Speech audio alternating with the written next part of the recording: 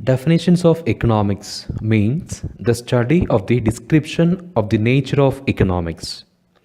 The object of defining economics is to know what economics is and what it is not. In simple words, the definition of economics means the meaning of economics. Though economics is old and well developed, it has no one well accepted definition. So, this is because of the lack of unanimity among economists. In this context, Ms. Barbara Wooden remarked that when six economists are gathered, seven opinions will come out.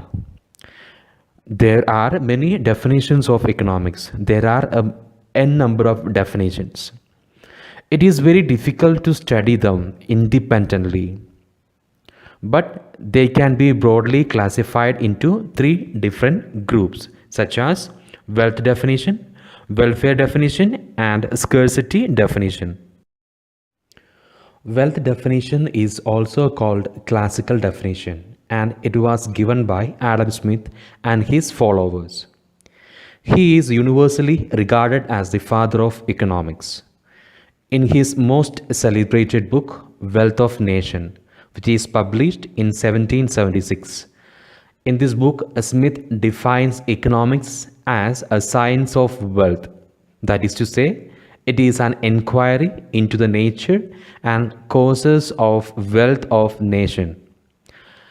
According to Adam Smith, acquisition of wealth is the main aim of all human activity. Hence, it is necessary and important to study how wealth is produced and consumed. Other classical economists like J.B. Say, J.S. Mill, F.A. Walker, Sr., and many other earliest economists gave a similar definition. So Adam Smith and his followers treated economics as nothing more than a science of wealth. As these economists laid a more emphasis on wealth, this definition is called wealth definition. Welfare definition of economics was given by such a well-known economist as Alfred Marshall, A.C. Pigou, Cannon, and others. As these economists belonged to neoclassical school of economics, it is also called as a neoclassical definition. In their definition, these economists shifted the emphasis of economics from wealth to welfare. That is why it is called welfare definition of economics. Alfred Marshall wrote his celebrated book, A Principle of Economics, in 1890.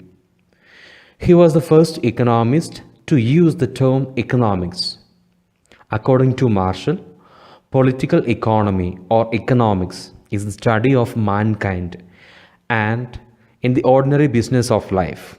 It examines that part of individual and social action which is most closely connected with the attainment and with the use of material requisites of well-being.